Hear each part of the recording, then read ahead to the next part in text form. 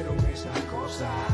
Háblame, háblame, háblame y dime por qué sucedieron esas cosas.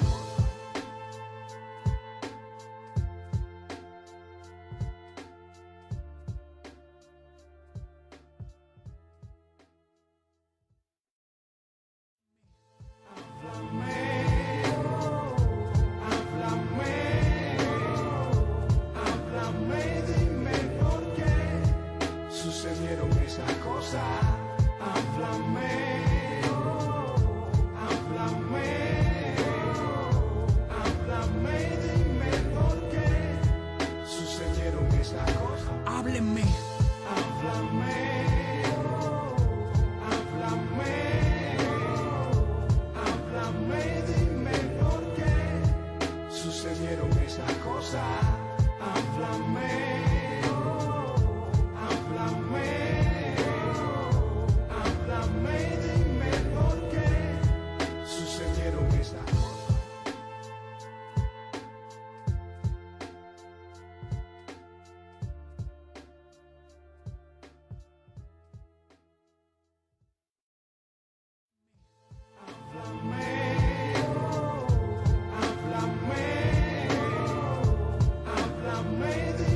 por qué sucedieron esas cosas. Háblame, háblame, háblame y dime por qué sucedieron esas cosas. Hábleme, háblame, háblame, háblame y dime por qué sucedieron esas cosas. Háblame, háblame. Háblame y dime por qué sucedieron esas cosas.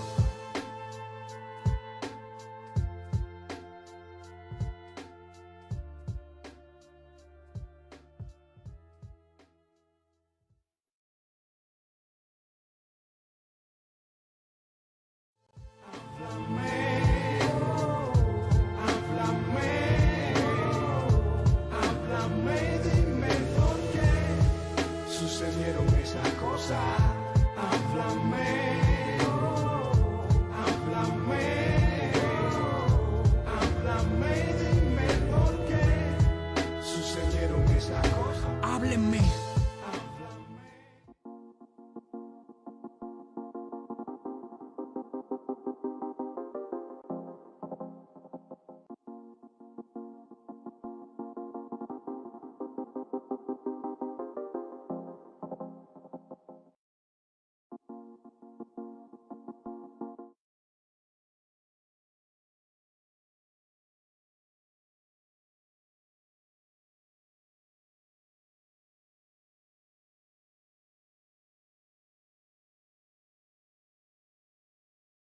Ahí va.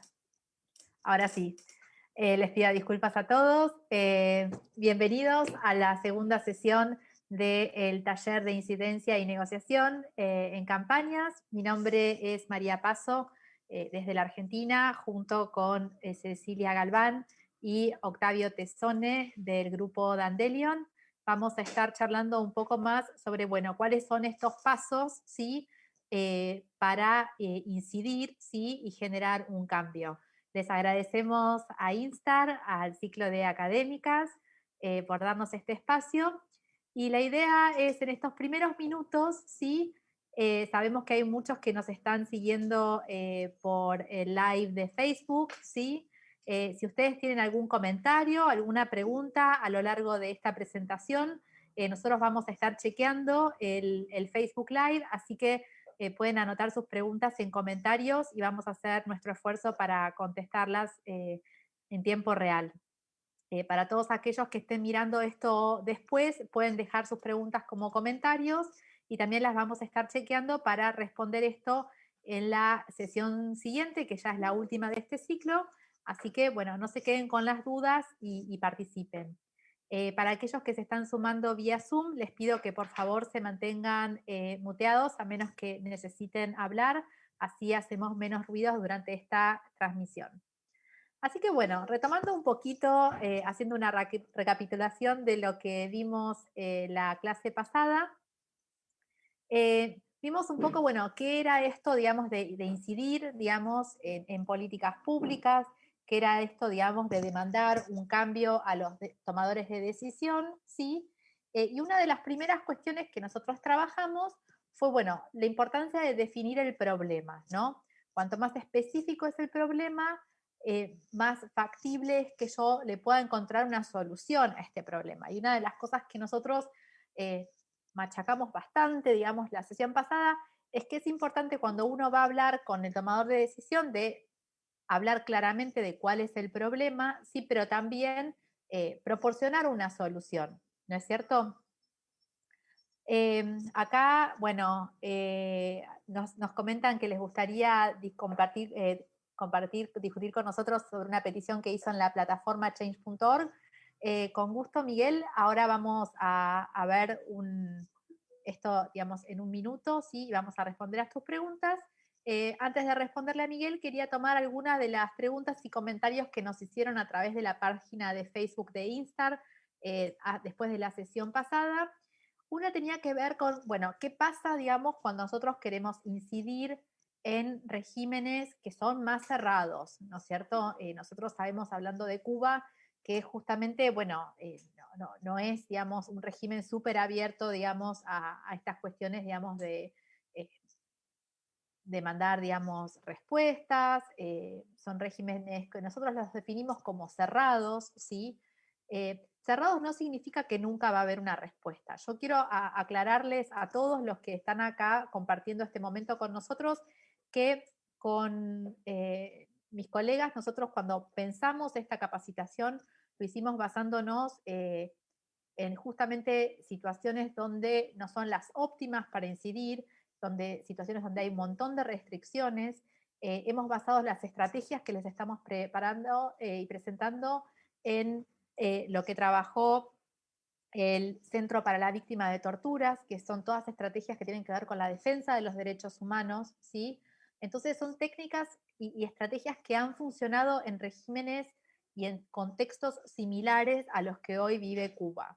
Nosotros no somos expertos en Cuba, tenemos obviamente bastante información, pero los que más saben sobre el problema y sobre el contexto son ustedes. Entonces, lo que nosotros vamos a estar haciendo en la sesión anterior, cuando les pedimos que definieran el problema y un poco la visión, hasta dónde quiero llegar, cuál es la solución, cuál sería, digamos, cómo se vería este mundo, digamos, si este problema que yo planteo hoy no existiera, ¿no es cierto?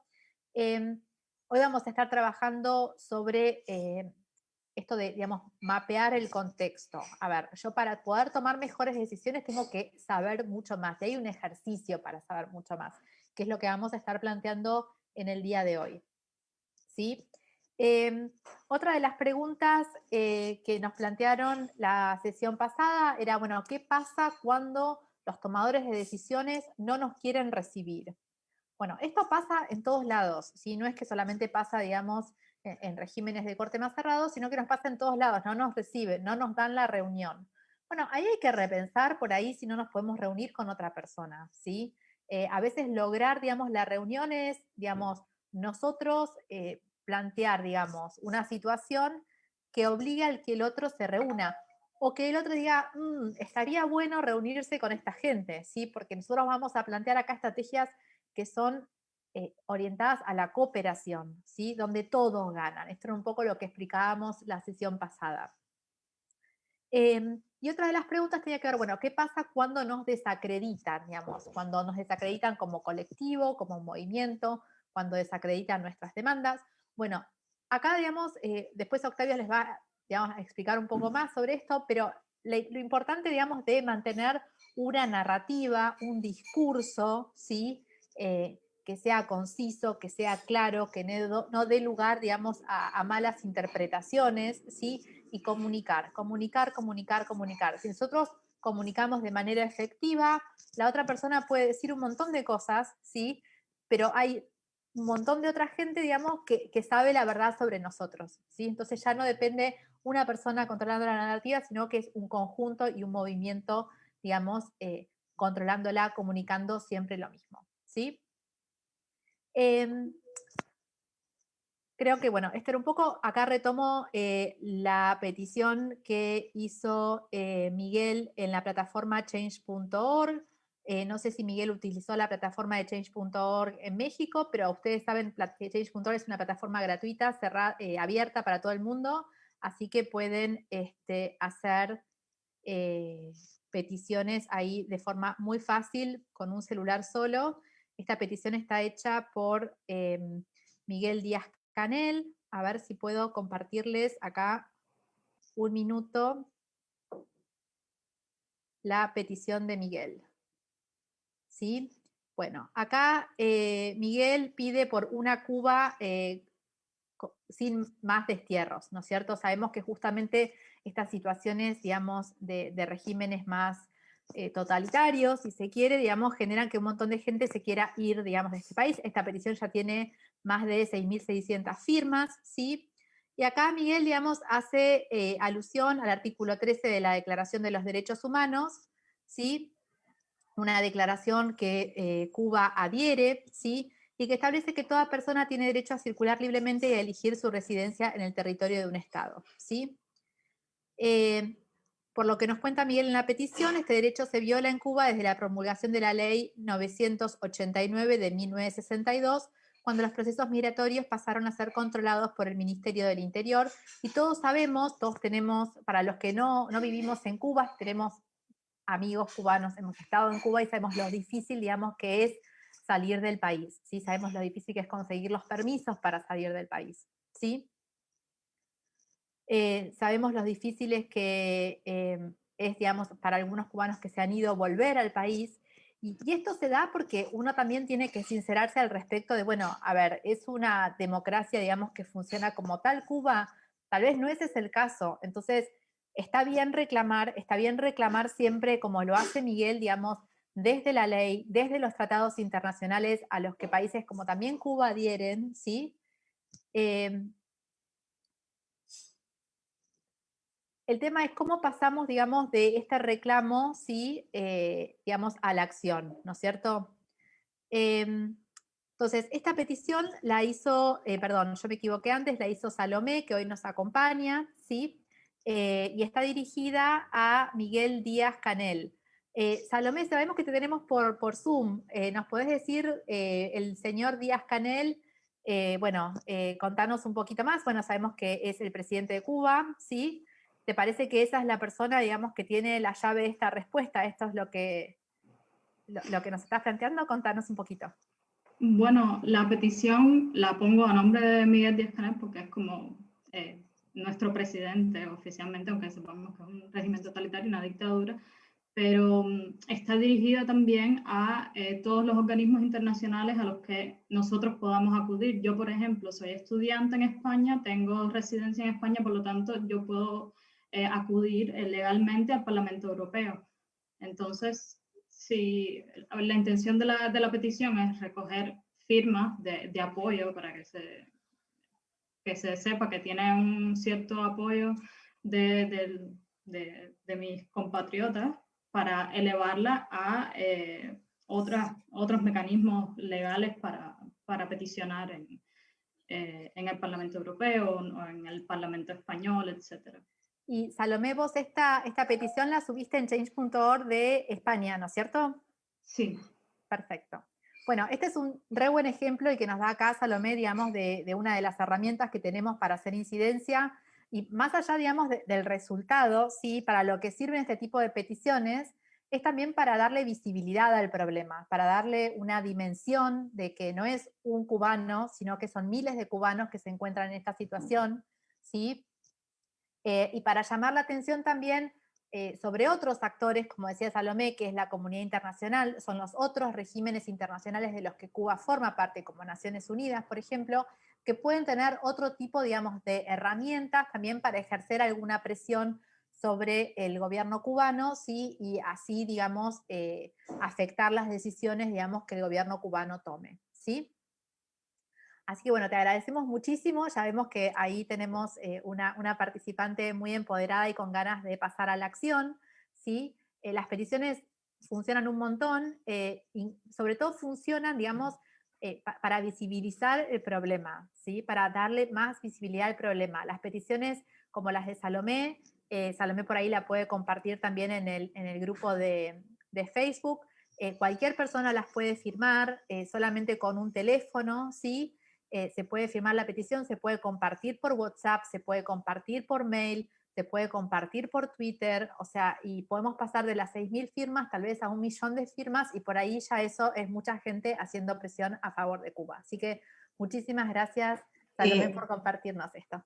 Agradezco también a Marta, que en Facebook nos dice que desde Cuba, digamos, ellos no pueden acceder porque tienen el VPN bloqueado para este tipo de plataformas, o sea que la acción que está haciendo Salomé desde afuera, o buscar aliados, digamos, estratégicos hacia afuera, es la acertada, porque claramente, digamos, no es algo que ellos lo pueden hacer desde el propio Cuba, ¿no? O sea que, bueno, más que bien, digamos, la acción, digamos, posible desde afuera. Excelente, gracias, Cecilia. Así que bueno, sin robar mucho más tiempo, porque la idea, bueno, es también seguir sumando herramientas para el hacer. No sé si algunos de los que nos acompañan en este momento, y para los que no nos acompañan en este momento y están viendo esto más tarde, les recuerdo que pueden compartir todo esto a través de la página de Facebook de Instar. Queríamos saber si habían tenido tiempo de reflexionar sobre esto de definir el problema, si pensar en la visión. Hago como una pregunta así abierta. Mientras tanto, si vamos pensando en esto, para no perder mucho tiempo, le doy la palabra a mi compañero Octavio, ¿sí? Quien bueno, va a volver sobre estos temas. Así que bueno, hablamos en un ratito. Hola, buenas tardes a todas y a todos. Gracias, gracias María, gracias Instar y el programa Académicas por el espacio. Hola Salomé y Yanelis, veo que se conectó, aprovecho para observar que somos pocos. Nosotros luego de la sesión vimos las preguntas que habían hecho en Facebook, y nosotros lo que queríamos un poco era, yo voy a tratar de recapitular un poco y tratar de explicar, si bien María ya dio algunos puntapiés, queríamos, digamos, pedirle también que por favor nos tuvieran un poco de paciencia, que este ciclo de 3 talleres va a tener más sentido cuando terminemos y trabajemos sobre los ejercicios. Digamos, lo dijo María, nosotros tenemos conocimientos de Cuba, pero los que viven ahí o los que están en relación permanente y conocen justamente lo que hablamos la semana pasada del contexto, son ustedes. Por eso nosotros armamos esta presentación en base a ciertas metodologías que son probadas y que funcionan en relación con los derechos humanos, para que ustedes puedan, en base a su conocimiento propio, armar un plan de incidencia, sea el objetivo que ustedes se planteen, ¿no? Más que nada es eso, digamos, son los pasos a seguir, entender que la incidencia es... ¿cómo decirlo? Como una partida de ajedrez, pero una partida de ajedrez, digamos, en 4D, multidimensional, donde hay varios tableros superpuestos uno arriba del otro, y los movimientos de fichas en un tablero afectan también las estrategias de los demás tableros. Y bueno, entonces entender que para nosotros lo que queríamos cuando nos planteamos, nos contactamos y nos planteamos este taller era, digamos, dejar en claro los pasos, ¿no? ¿Qué era la incidencia? ¿Para qué servía? Y cómo se puede trabajar en multiplicidad de contextos. Y por eso entender la importancia del contexto, ¿no? Ahí les voy a compartir la pantalla. Vamos a tratar de hacerlo bien dinámico desde hace poco tiempo de PowerPoint. Nosotros, ¿qué hacemos cuando pensamos un plan de incidencia? Y con esto lo queríamos ilustrar con una frase de Séneca que dice que cuando un hombre no sabe a dónde navega, ningún viento le es favorable. Por eso la importancia de pensar un plan. Digamos, nosotros ya hablamos de la importancia de este contexto. ¿Y por qué es importante pensar un plan? Porque justamente el plan, si bien nos podemos desviar de este plan, nos marca cuánto nos estamos desviando, nos permite cada 15 días, cada 3 semanas, evaluar. Esto yo les había dicho la semana pasada.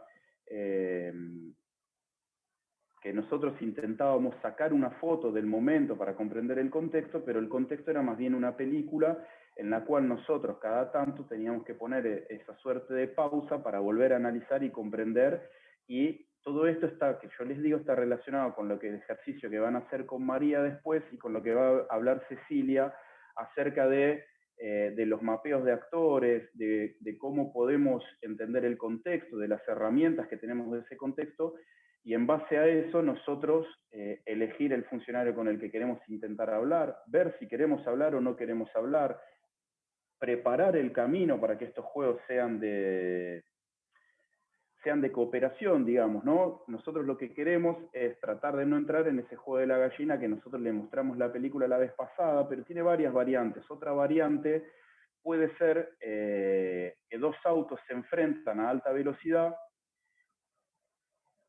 en una ruta y van uno hacia el otro, y entonces, digamos, se llama juego de la gallina porque la gallina era la que se abría a último momento para no chocar.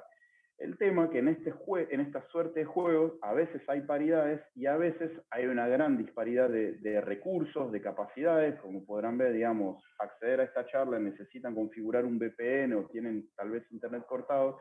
Esta es una de las marcas de, digamos, de que no están en igualdad de condiciones, y por eso la importancia de, primero, para cuidarse, y después de no entrar en estos juegos en el cual, digamos, lo vimos la vez pasada, el ganador termina ganando, pero no termina beneficiado, porque puede ser, digamos, el auto que se cae al precipicio, puede ser un choque o demás. Entonces tratar de entrar en juegos que no son, digamos, para no quiero ser muy técnico, pero en este caso el de la acción sería de suma cero, solo hay un ganador, y tratar de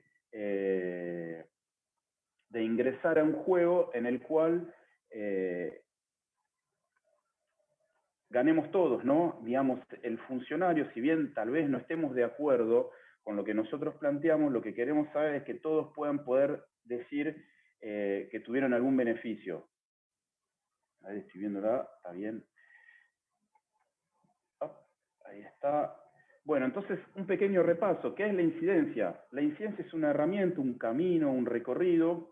Vuelvo a decirle lo mismo, digamos, es una ciencia, un recorrido imperfecto para contextos imperfectos, pero básicamente nos permite modificar o intentar modificar el status quo porque hemos percibido una situación insatisfactoria, ¿no?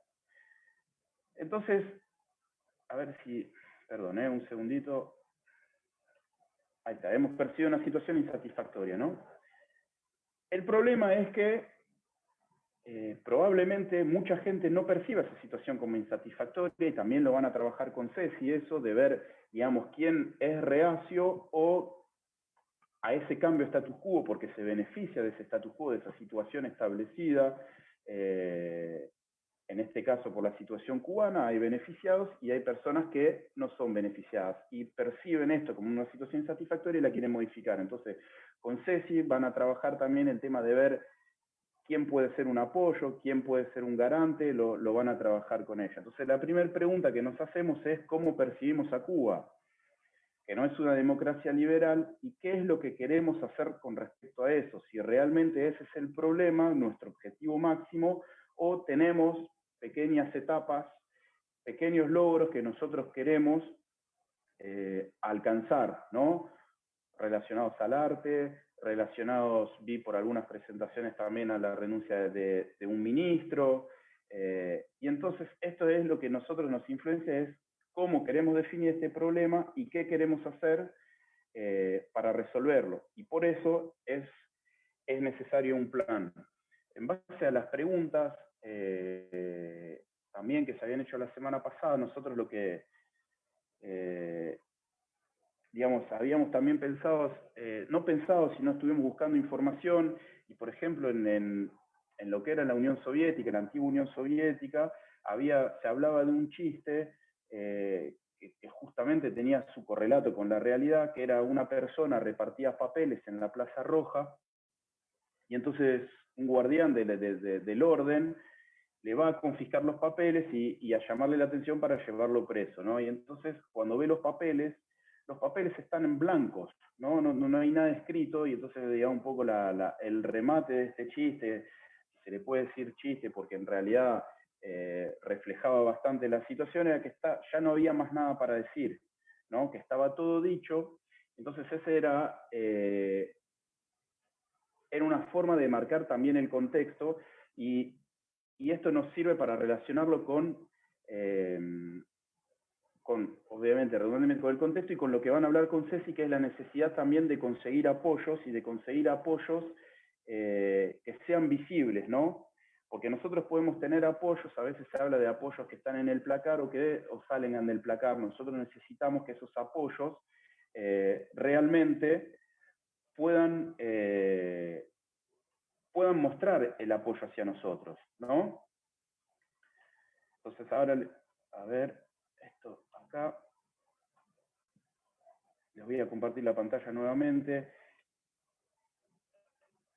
Nosotros queremos pensar un plan de incidencia, ¿no? Entonces, ¿cuáles son los pasos de este plan? Nosotros ya vimos que nuestro plan está dentro de un contexto, que nosotros somos un contexto, y que las personas que plantean el status quo, esa situación que nosotros queremos modificar, también son parte de ese contexto. Entonces nosotros queremos definir un problema. Podemos hablar de, por ejemplo, el árbol del problema, y en base a eso tratar de buscarle los distintos niveles. Digamos, el problema más grande sería el régimen totalitario en Cuba, podríamos decir, pero tenemos distintas etapas, ¿no?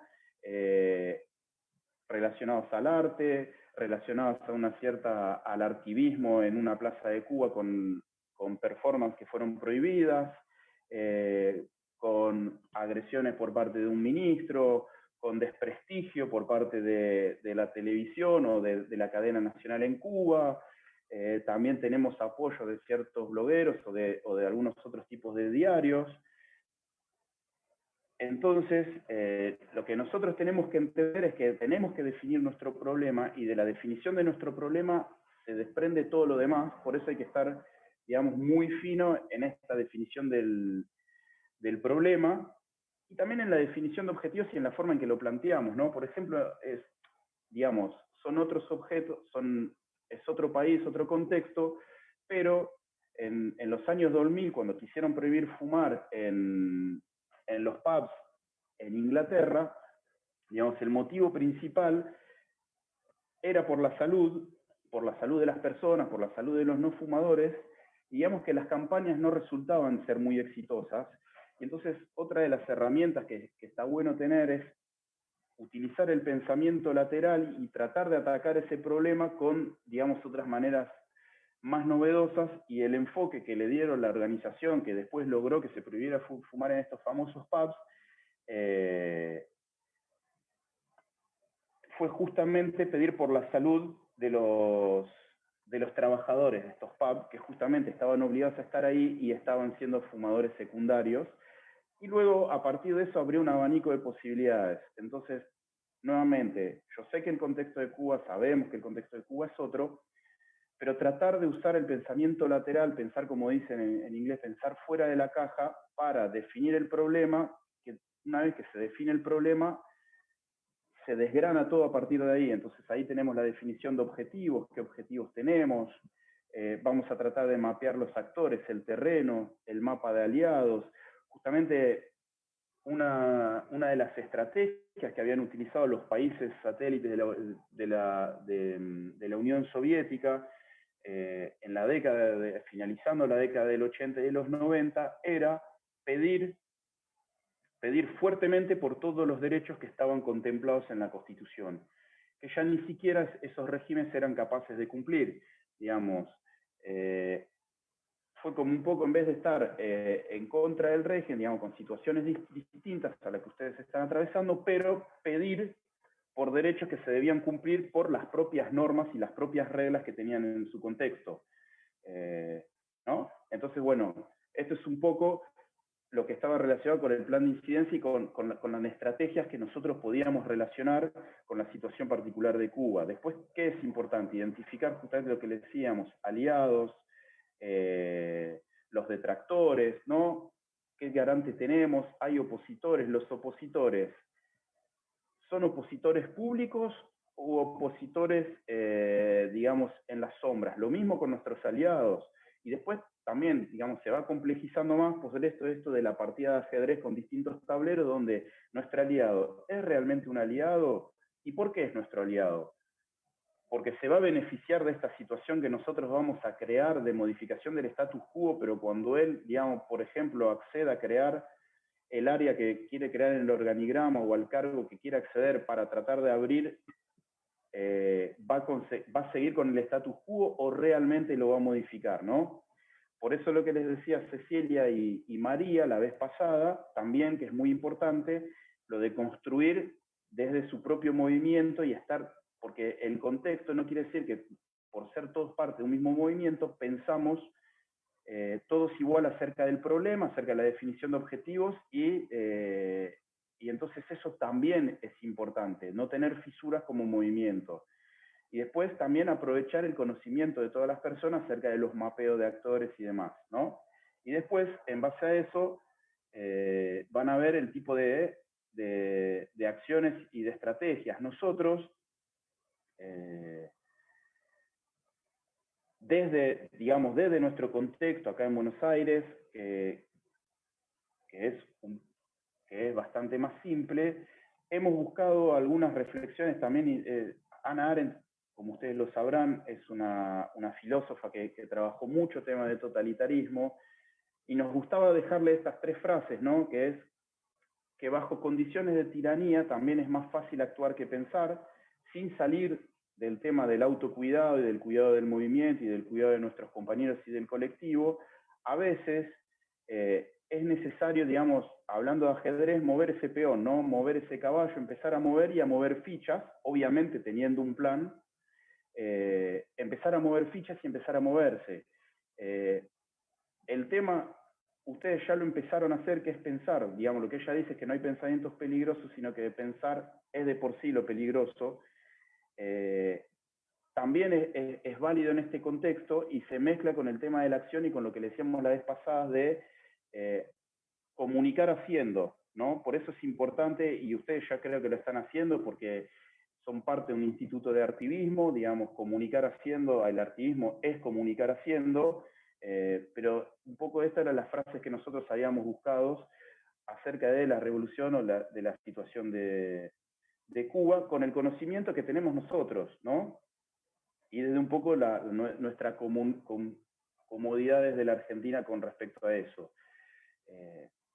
Después, lo que vamos a trabajar es lo que se habla, la palabra en inglés, que es advocacy, ¿no? Son campañas de incidencia y de movilización, que son estas herramientas de apoyo que habíamos visto, ¿no? Digamos, Salomé nos mostró un ejemplo de campaña de apoyo que a través de la herramienta de change.org y de movilización, que tiene que ser acorde a nuestro objetivo y a la solución propuesta. Lo que yo les propongo es que esto lo puedan empezar a pensar a través del contexto, a través de la definición del problema y el objetivo, y que sea una herramienta más de apoyo y no algo tal vez más aislado, ¿no? Y entonces también cómo usar estos mapeos a nuestro favor, dónde encontramos debilidades, porque también estamos hablando de eso, en encontrar debilidades en nuestro, entre comillas, rivales, o en las, digamos, porque ellos también tienen garantes, digamos, el statu quo tiene un garante, tiene apoyo, pero también tiene detractores, ¿no? Bueno, el uso del pensamiento lateral, que también lo habíamos visto, lo vimos antes un poquito sobre las estrategias, como por ejemplo en Londres con los pubs, en tema de ambientalismos, en vez de trabajar la prohibición de determinado producto para hacer papeles, se trabajó con la cadena de proveedores y se convenció a los fabricantes de dejar de usar los productos nocivos para el medio ambiente, en vez de pedirle a la gente que no comprara ese papel o a las mayoristas que compraran esa producción, ¿no? Y luego está como una retroalimentación entre esa planificación y la ejecución. Espero no haber ido muy rápido. Si tienen preguntas a través de Zoom las pueden hacer. Estoy tratando de ver ahora en Facebook, no veo preguntas. Los que vean después esta presentación, esta parte que me tocó a mí, siéntanse libres de hacer las preguntas en Facebook, que nosotros las retomaremos en la sesión de la semana que viene. Y y nada, dejarles un mensaje alentador que la incidencia es el camino, no siempre se obtienen los resultados en el tiempo que nosotros queremos, pero lo que no hay que perder, digamos, es ese foco y esa moral de siempre estar en movimiento y de tratar de moverse y de recalcular. Con esto los dejo con Ceci, que van a trabajar más fuertemente el tema de mapeo de actores y de la situación, y esto de garantes, que es un garante, que tal vez puede ahora quedar medio en la nebulosa, que es una persona que nos va a dar apoyos y quienes no. Así que con esto me despido, muchas gracias por el espacio y les mando un fuerte abrazo a todos. Bueno, buenas tardes. Los quiero saludar a todos, los que están acá en el chat de Zoom, los que también están desde Facebook y los que lo van a ver, digamos, en forma diferida. También, digamos, desde acá les mandamos un abrazo. Un poco algunas reflexiones, ¿no?, para avanzar en esto de la incidencia. Nosotros dijimos que, como dijo recién Octavio, tenía muchas partes, la incidencia. En primer lugar, la vez pasada tratamos de focalizar en esto de, digamos, formar el grupo y cuidar el grupo, que cada uno de los que participan, digamos, de estos actos de incidencia o quieren empezar a hacer una planificación, tienen que saber que preservar, digamos, su propia salud, su propio bienestar, su propia vida, digamos, es siempre, digamos, lo que tiene que estar, digamos, definido, digamos, no puede ponerse en duda esto. A partir de eso, digamos, podemos avanzar un poco y decir, bueno, la incidencia parece algo que no es tan simple, ¿no?, que aquello que no es todo acción, porque tampoco la política es toda acción, digamos, y claramente la incidencia no se basa en algo, un solo movimiento, y tiene, digamos, la pata de la complejidad porque en sí mismo los sistemas que nosotros tratamos de abordar, los sistemas de gobierno, los regímenes políticos, y más que nada estos regímenes que son cerrados, ¿no?, son sistemas que tienen complejidad porque tienen muchas áreas y que se refuerzan entre sí. Es decir, cuando nosotros tratamos de hacer influencia en una de las áreas, o podemos decir subsistemas, si a todo le llamamos un sistema, nosotros queremos hacer, digamos, una petición en un área, probablemente, digamos, si algo cambia, si se modifica el statu quo, se modifica el estado de las cosas,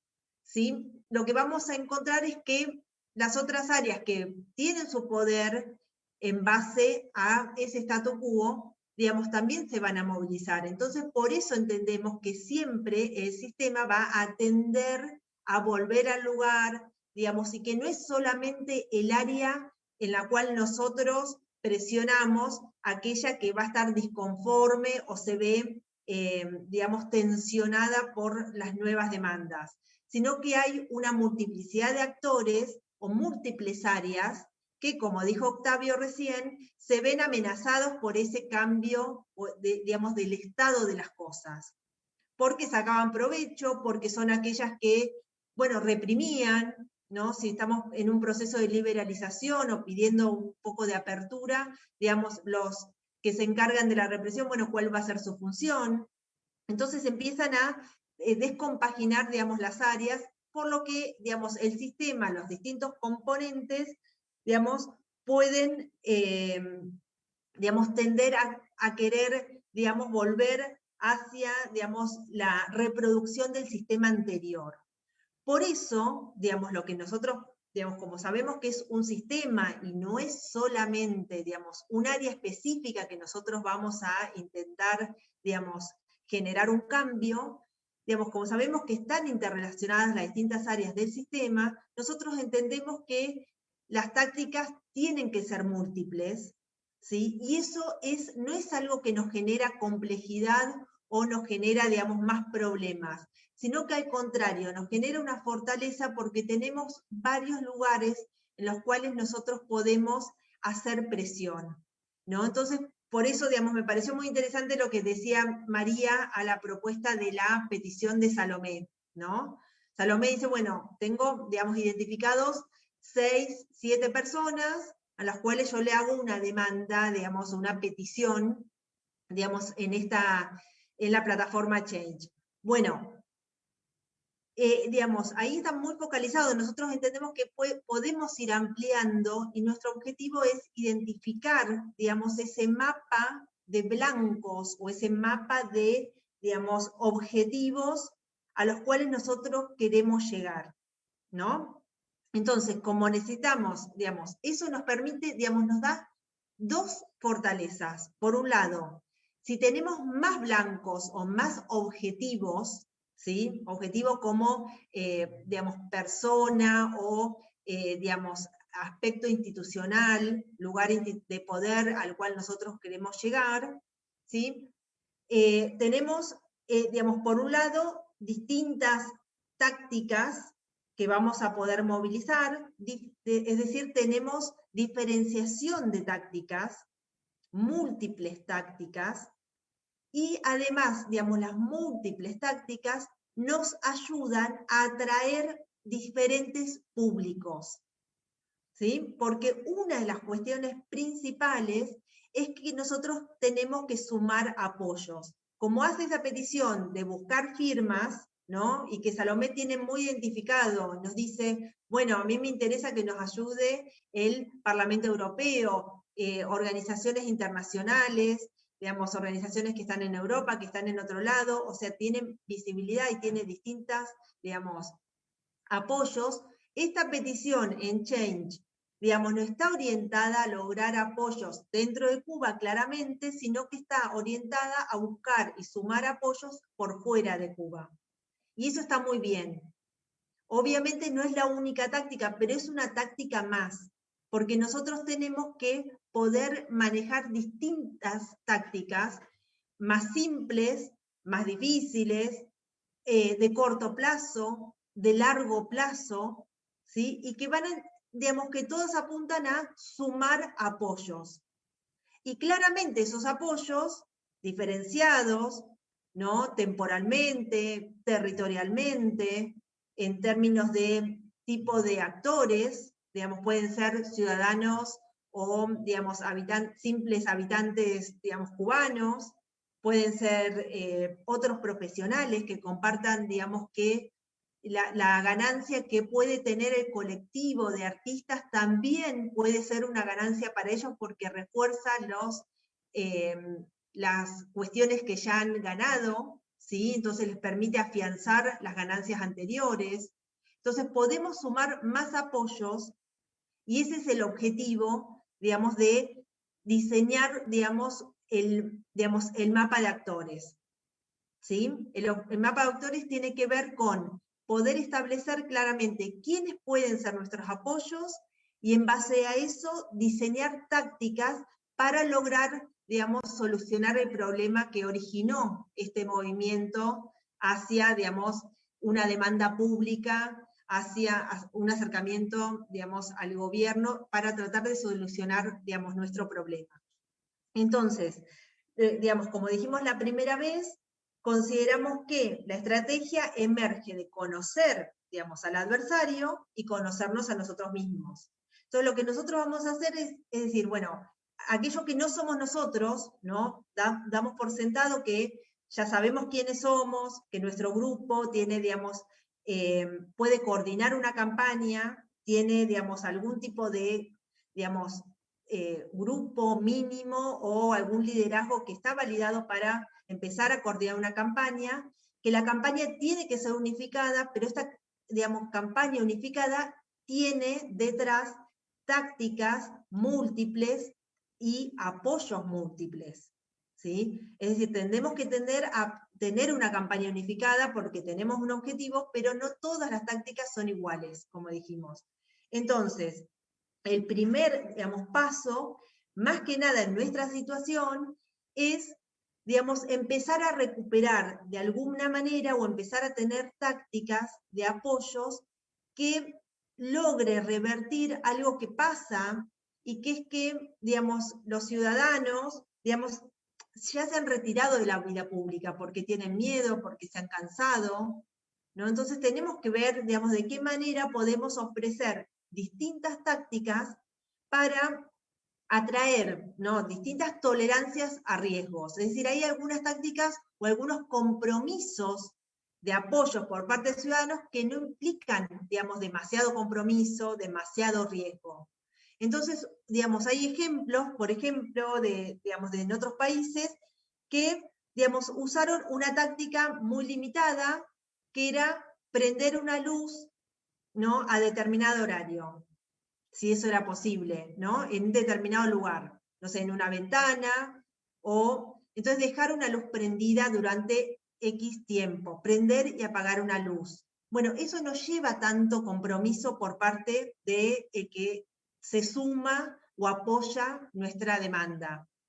Después podemos tener otras cuestiones más comprometidas, como decía Octavio, de poder, digamos, volantear, hacer, digamos, repartir algún tipo de insignia, o incluso buscar aquellas cosas que nos unen como ciudadanos. ¿Qué los une? Digamos, ¿qué comparten los otros ciudadanos que nuestro colectivo, ¿sí?, nuestro grupo está sufriendo? ¿Qué es aquello que, digamos, que genera un poco de, digamos, empatía por parte de los otros, decir, bueno, sí, ¿sabés qué? Nos pasa a todos lo mismo, ¿no? Entonces, digamos, en algún punto, si queremos empezar a lograr apoyos, y esto es mucho antes de, digamos, de ir directamente a peticionar, es decir, en el momento en que nosotros estamos, lo que tenemos que es, digamos, aumentar nuestros colchones. Nuestros colchones quiere decir, bueno, que no sea tan fácil, digamos, golpearnos si nos caemos.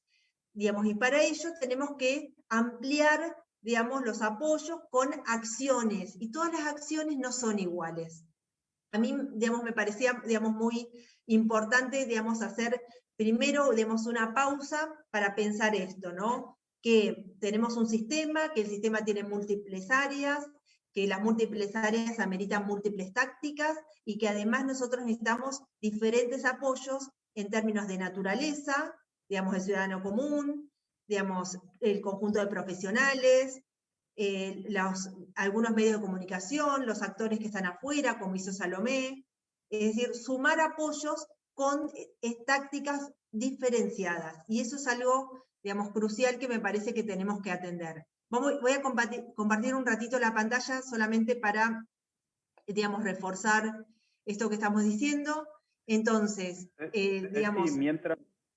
Sí. Perdón que te interrumpa, cuando puedas tenemos 2 preguntas de Lázaro González Valdés en Facebook, te las pusimos en el chat de Zoom. Cuando puedas, yo te aviso si ya las tenés ahí presentes.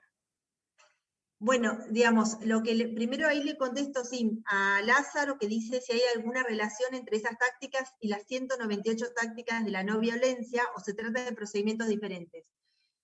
Las tácticas, digamos, acá hay un punto, me parece buenísima la pregunta de Lázaro, porque, digamos, en 198 tácticas nosotros podemos, digamos, pensar, digamos, obviamente que tiene que ver con la no violencia, porque nosotros no queremos grupos violentos, digamos, no es la mejor estrategia, porque es la estrategia, digamos, a través de tácticas de violentas, es de las más costosas.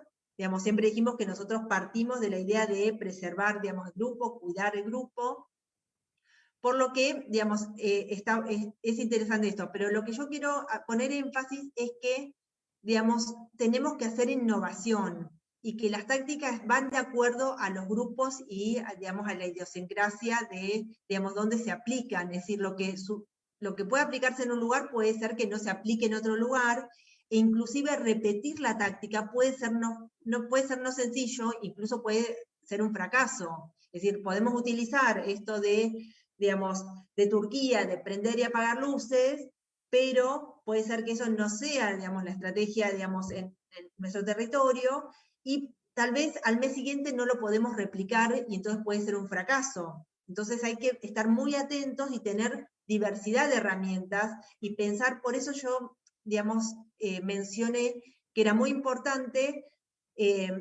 tomar esto, decir, bueno, ¿qué sabemos que nos une? ¿No? Y eso tiene que ver con el territorio. ¿Qué sabemos que es aquello que nos identifica? No sé, en Argentina es una escarapela, en la Argentina, digamos, la escarapela es para nosotros algo que nos une a todos los argentinos. Entonces, utilizar esa escarapela puede ser un síntoma de unidad o de apoyo a una misma causa, ¿sí? Y, digamos, y de despolitización, porque, digamos, es un símbolo, digamos, nacional. Para algunos, bueno, podría ser otro, pero a mí me parece que eso es importante porque hay que ver, digamos, la coyuntura, y la idea es, digamos, despolitizar, digamos, y tratar de generar empatía y sumar aquello que une, digamos, a la población y atrae, ¿no?, al grupo, porque claramente aquello que sufre un grupo, digamos, tiene que ser percibido como que también los otros se ven, digamos, menospreciados en sus propios derechos humanos también, ¿no? Entonces, digamos, nosotros tenemos que trabajar con eso para sumar apoyos. Decíamos, en términos del mapeo del terreno, primero es digamos, diagramar, ¿no? Hacer un diagrama de las relaciones y, digamos, los mapas de actores, y luego es el mapeo de tácticas.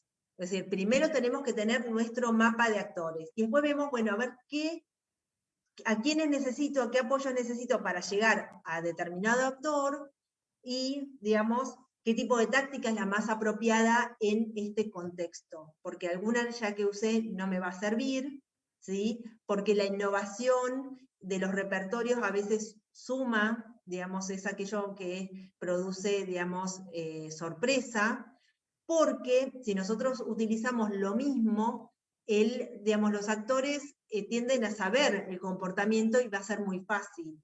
Nosotros también tenemos información previa. Por ejemplo, sabemos de qué manera, digamos, actúan, que cortan internet, sabemos que, digamos, tienden a cortar esos canales de comunicación. Entonces, en términos de tácticas, digamos, nosotros podemos pensar en, bueno, una serie de mensajes ya definidos de antemano, ¿no? Estar, digamos, mandando mensajes que ya estén escritos, que sean muy simples, o puede ser algunos colores, es decir, verde y rojo, no sé, tratar de buscar, digamos, comunicar, digamos, sabiendo que, digamos, en situaciones de riesgo, digamos, lo más probable es que digamos, que el gobierno, digamos, corte internet, que el gobierno corte, no sé, la electricidad, que, digamos, haga redadas, o que, digamos, genere algún tipo de, digamos, de una situación de aprehensión de la libertad, ¿no? De privación de la libertad de las personas. Entonces, como ya sabemos eso, bueno, tenemos que tratar de tener tácticas que nos permitan visibilizar también esas acciones de un modo muy fácil hacia la ciudadanía. Digamos, en segundo lugar, hablábamos del mapeo, porque se me hizo un poquito largo, perdón. Bueno, el espectro de aliados, y esto es fundamental. Digamos, acá nosotros tenemos un cuadro que nos dice que va desde los más cercanos a los menos cercanos. ¿En términos de qué? De los apoyos a nuestro objetivo, ¿no?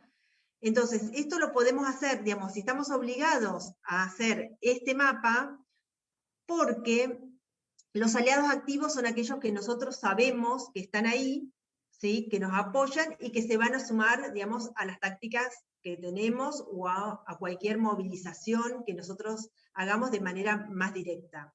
No necesitamos convencerlos, ellos ya saben que hay, digamos, que para lograr algo hay que sumarse. Los aliados pasivos no lo saben. Los aliados pasivos digamos, están de acuerdo con nuestro objetivo, pero, digamos, no quieren sumarse a la acción. Entonces nosotros tenemos que diseñar tácticas para que esos aliados pasivos pasen a la acción. Y puede ser, por eso decíamos que es importante diferenciar entre actores y tácticas, que nuestra táctica sea diferente a un aliado, digamos, dirigida a un aliado pasivo que quiera ser un aliado activo, a un aliado que es activo y que ya sabe, digamos, que la tolerancia a los riesgos es más alta, ¿no? Entonces, digamos, si nosotros hablamos de aliados pasivos y aliados activos, tenemos que saber el grado de tolerancia a esos riesgos que tienen estos actores y diseñar tácticas para sumarlos y darnos nuestro apoyo. Lo mismo con los neutrales. Los neutrales no saben si ese objetivo es, digamos, es válido. y le da más o menos lo mismo. Bueno, con esos neutrales nosotros vamos a trabajar en decirles, bueno, esto también te puede pasar a vos. Entonces convertirlo en un aliado, por lo menos en un aliado pasivo.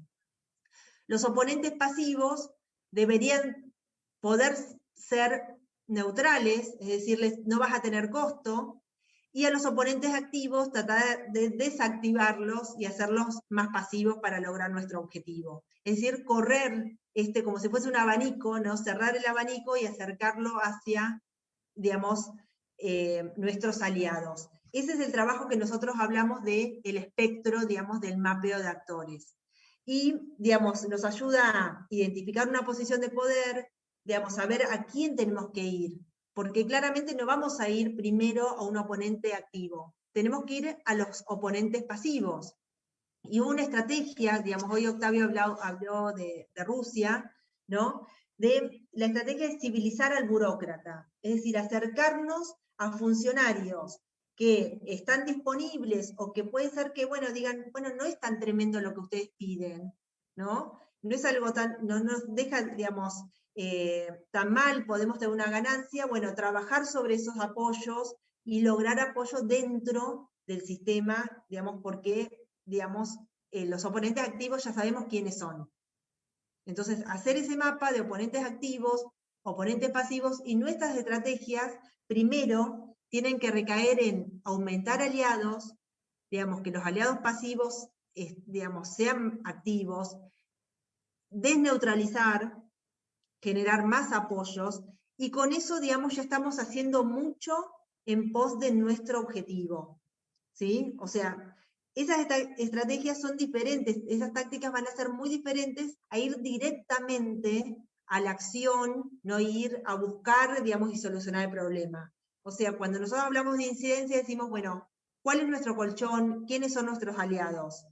Y eso es lo más importante. Y eso siempre, digamos, y tenemos que tratar de no perder aliados. Y por eso es importante el trabajo sobre, digamos, la narrativa y la construcción de nuestro problema, porque tiene que estar orientado más que a convencer a aquellos que no están de acuerdo, sino a convencer y a generar apoyo por parte de la ciudadanía que no está sensibilizada o que no entiende de qué va ese problema, porque tal vez no lo toca, porque no lo vive todos los días. Lo que a nosotros nos parece tan sencillo, a ellos puede resultarle más difuso. Bueno, ahora los dejo con María, que en estos minutos para que termine la exposición. Muchas gracias, Cecilia. Bueno, vamos a retomar después esto que nos planteó Cecilia, digamos, de este tema de más o menos neutralidad, digamos, y cómo convertir, digamos, aquellos que necesitamos convertir para nuestra causa. Y en los minutos que nos quedan, yo les voy a explicar un ejercicio, ¿sí? que me gustaría que hagan cada uno de ustedes al interior de sus organizaciones, de sus grupos, que tiene que ver, bueno, cómo pasamos de toda esta teoría que estuvimos viendo, digamos, del mapeo, digamos, a la práctica, digamos, por dónde empezamos. Entonces, para esto yo les voy a compartir ahora una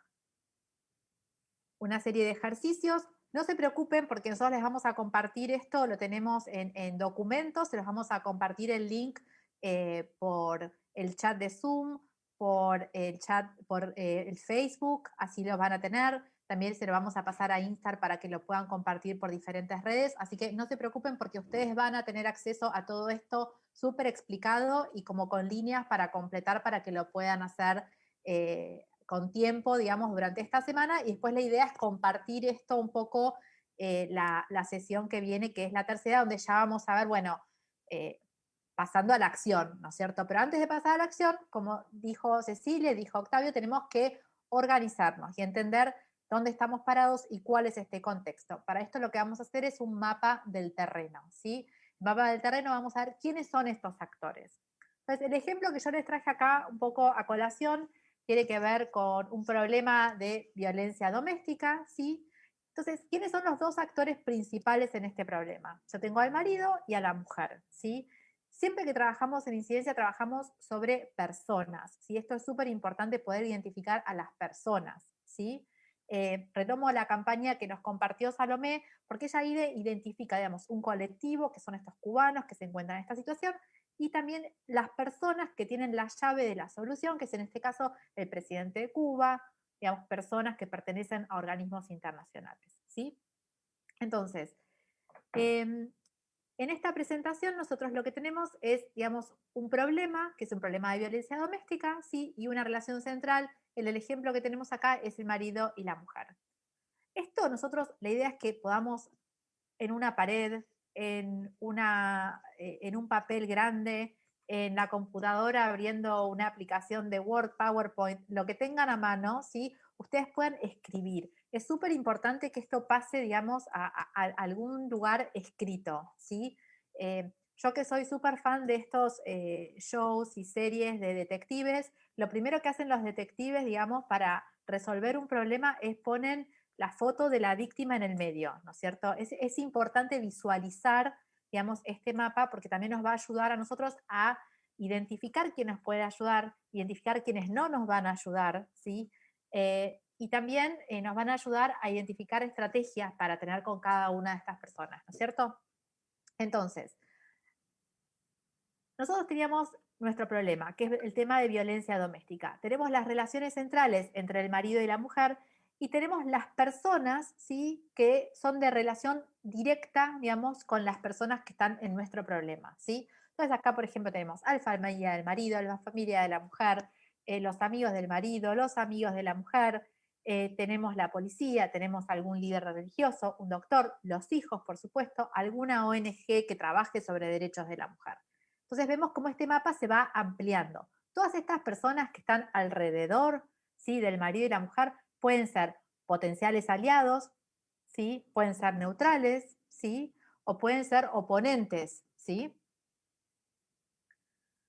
Después lo que nosotros tenemos es, seguimos ampliando este mapa, ¿sí? Vamos a empezar a incorporar incluso más actores, ¿sí? Vamos a incorporar gente que tiene contacto directo, ¿sí?, con estas dos personas centrales en nuestro problema, el marido y la mujer, pero también vamos a incorporar otras personas que tienen una relación más indirecta, ¿sí? Pero que tengan una relación indirecta no significa que sean necesariamente neutrales, o sea, podemos lograr que estas personas apoyen este problema que tiene que ver con un problema de violencia doméstica entre dos personas, ¿sí? Entonces acá, por ejemplo, tenemos, en relación indirecta, tenemos organismos internacionales de Naciones Unidas, la Comisión Interamericana de Derechos Humanos, tenemos abogados, tenemos tribunales, tenemos otras ONGs que también pueden trabajar, digamos, la problemática, tenemos otras instituciones religiosas, ¿sí? Y también tenemos las relaciones que existen entre cada una de estas personas, ¿sí? Entonces, lo que vamos a ver acá es que tal vez la familia de la mujer es una, digamos, si la mujer es la persona que es, digamos, víctima de violencia doméstica, en este caso es víctima de violencia de género, vamos a ver que tal vez la familia de la mujer es una relación, digamos, de apoyo, es alguien que nos va a ayudar, ¿sí? También podemos ver que la Comisión de Derechos Humanos puede ser que apoye esto, ¿sí?, y prepare, digamos, alguna causa en un tribunal internacional, si los tribunales de ese estado no funcionan, ¿sí? Entonces, la idea acá, y por eso que les puse diferentes tipos de flechas, digamos, al costado, es que tenemos diferentes relaciones entre estos actores que hemos mapeado, ¿sí? Por eso yo quiero que ustedes pasen al papel, ¿sí? Anoten las personas que están centrales en este problema, ¿sí? Es importante que pongan personas y no instituciones. Esto está en las notas que les vamos a pasar, pero es importante que estas sean personas, en lo posible que sean siempre personas, ¿sí? Porque si yo tengo una persona es mucho más fácil que yo pueda tomar acciones para contactarme con esa persona, pero si es una institución tengo que hacer el doble trabajo de ver cuál es la persona adentro de esa institución. ¿Se entiende? Entonces vamos a ver que, bueno, puede haber relaciones de poder, es decir, que hay relaciones donde hay uno que tiene el poder y otro se encuentra en una situación, digamos, de sumisión ante ese poder. Por ejemplo, no sé, las fuerzas del orden, ¿sí? Los tribunales, ¿sí? La justicia, la versión de justicia que exista. Puede haber relaciones que sean de beneficio mutuo, es decir, son relaciones donde los dos se benefician. Hay relaciones que son de explotación, ¿sí? También. Hay relaciones que son claramente conflictivas, por ejemplo, entre el marido y la mujer, ¿sí? Y también puede ser que sea una relación de explotación. Y también puede haber relaciones donde no sepamos nada y necesitamos indagar mucho más. Entonces acá pusimos que es un objetivo potencial o se necesita más información, porque no sabemos todavía de qué la juega ese actor, ¿sí? Entonces, esta situación, estos nombres que nosotros vamos a poner, ¿sí? en este mapa, después, con cada uno de estos papelitos, nosotros cuando lo hacemos esto en persona, ¿sí? Invitamos a las organizaciones a que hagan esto, lo que trabajamos son con estos papelitos que se pegan, estos post-its, ¿sí? Pero se puede hacer como con cualquier medio, ¿sí? Entonces, cada uno de estos cuadraditos, ¿sí? Debería tener también una persona ahí adentro.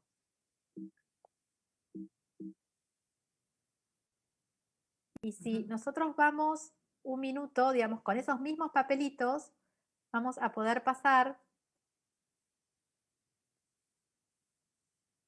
al mapa que nos compartió Cecilia. A ver si lo puedo compartir un minutito más para que veamos qué es lo que podemos hacer.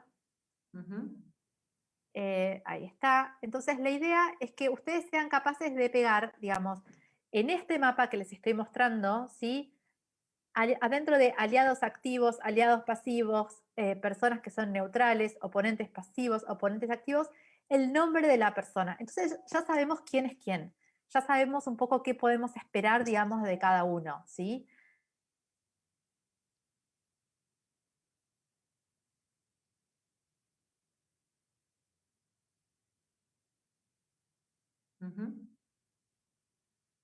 María, te quedaste sin... Ahí está. Ahí está. ¿Me Ahí escuchan ahí? volviste. Genial. Les decía que mi mamá siempre me decía, María, vos no tenés que esperar, digamos, peras del olmo. ¿Por qué? Porque el olmo no da peras, ¿sí? Entonces, si uno tiene, digamos, expectativas que son realistas, ¿sí? También es más fácil, digamos, que logremos nuestro objetivo, ¿sí? Vamos a estar analizando, yo les voy a compartir estos documentos ahora en un minutito, pero la idea es que ustedes puedan pasar al papel en esta semana próxima, anotar su problema, anotar la visión, ¿sí? Acuérdense, cuanto más específico es mejor, ¿sí? Armar su mapa de actores, ¿sí?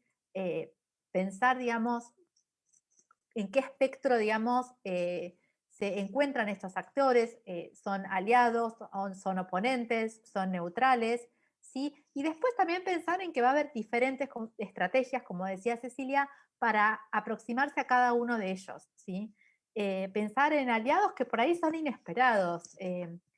Octavio nos contaba hace un ratito sobre campañas que tienen que ver con el medio ambiente, ¿no es cierto? Y nosotros, bueno, es algo que hemos trabajado con nuestro grupo el año pasado en una colaboración que hicimos justamente con Change.org. Y uno de los ejemplos que se daban en estos talleres que estuvimos trabajando era que, por ejemplo, en América del Norte, más específicamente en Canadá, por ejemplo, grupos de conservacionistas se juntaron con cazadores para preservar el medio ambiente, ¿no? Y uno dice, estos aliados no son los obvios, ¿no? Porque uno dice, un cazador con alguien que protege la naturaleza, pero los dos querían conservar el ecosistema, digamos, que les hacía ilusión de alguna manera, porque los cazadores quieren cazar cuando es época de caza y preservar que haya animales para poder seguir cazando, y los conservacionistas querían conservar, digamos, esos lugares naturales. Entonces, ¿qué hicieron? Hicieron una alianza y hicieron una, digamos, se unieron para hacer una gran campaña, digamos, de conservación, digamos, de un montón de áreas protegidas, digamos, en Canadá. Entonces, cuando Octavio los invita un poco a pensar fuera de la caja, ¿no? Hay que hacer el ejercicio de, en este mapa de actores que nosotros ponemos, ¿qué otros actores, digamos, pueden darnos apoyo a nosotros, ¿sí? Para nuestra causa? Porque tal vez son colectivos que nosotros todavía ni pensamos, ¿sí? Si ustedes, por ejemplo, vienen desde el arte, ¿sí? Bueno, tal vez pueden sumar otros colectivos que no tienen que ver con el arte, pero que tal vez quieren los mismos objetivos que ustedes, digamos, en el largo plazo, ¿sí? No sé, deportistas, gente que por ahí no tiene nada que ver con ustedes, pero hay que ver qué puntos en común uno podría tener para sumarlos a la causa, ¿sí?